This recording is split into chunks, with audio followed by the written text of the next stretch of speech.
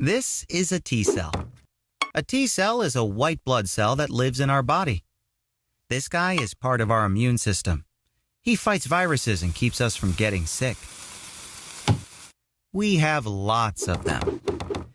In MS, some T cells tend to go a little crazy and start causing more harm than good. These autoreactive cells start attacking our brain and spinal cord. No one really knows why this happens. The trigger may be in our genes, a virus, or even something else in our environment.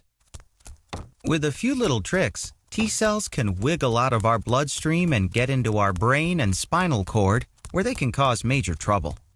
T cells use adhesion molecules to anchor down near the blood vessel wall. T cells have a special hookup called VLA4 that locks in with the adhesion molecules. Once anchored, they sneak through the blood vessel walls by secreting matrix metalloproteinases. In our brain and spine, nerve cells are everywhere, and we use them for almost everything.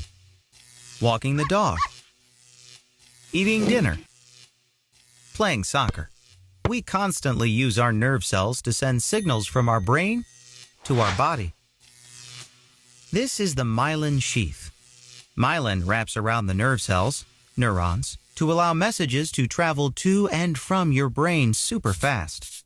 That's important when some nerve cells are several feet long.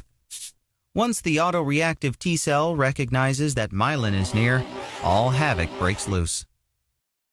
The T cell releases cytokines, which is like the bat signal for bad guys. T cells' henchmen all show up, macrophages and B cells. The B cells transform into plasma cells and release antibodies that attack the myelin. Macrophages dump nitrous oxide chemicals onto the myelin, causing further injury. The longer this beatdown goes on, the more difficult it is for our nerve cells to carry our signals. Kicking the soccer ball becomes more difficult. We become exhausted. This is an MS attack. In the worst cases, this myelin-munching crew will chew this thing all the way to the nerve itself, breaking its ability to send signals.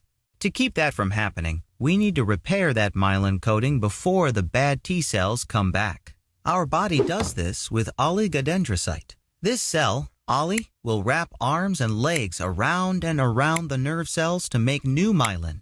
T cell and his sidekicks can cause major damage in just days, but Ollie needs more time to repair the myelin. That's why recovery from an attack or relapse can sometimes take weeks to months. Ollie lays new myelin on so thick those electrical signals pass through the nerves like greased lightning. Let's explore the treatment options to learn how they keep the evil T cell and his buddies under control. Copaxone is made up of 4 amino acids, the building blocks of protein. Similarities exist between the amino acid sequence of Copaxone and that of naturally occurring myelin. Copaxone injected under the skin can cause an increase in immune cells that can lessen the immune attack. These T cells are called Th2 and T regulatory cells. These cells can travel into the brain where they can help protect myelin. Interferons are proteins our bodies naturally make to fight viruses. If a T cell becomes too hyper, it can divide. Outside the brain, interferon prevents T cells from becoming too riled up and splitting into more misfit cells. These T cells are on a tight leash. Interferon keeps T cells out of the brain by blocking them at the blood vessel wall. Everything in the T cell's dirty bag of tricks gets blocked by interferon. Interferon even causes some of the autoreactive cells to die. Tysabri is an antibody therapy given in the vein. Tysabri hunts for T cells swimming in blood vessels. There is a landing pad for Tysabri on the T cell called VLA4. Tysabri prevents the autoreactive T cell from docking onto the adhesion molecule on the surface of the blood vessel wall.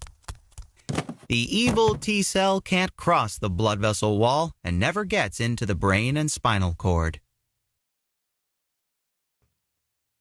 To learn more, visit www.mslivingwell.org.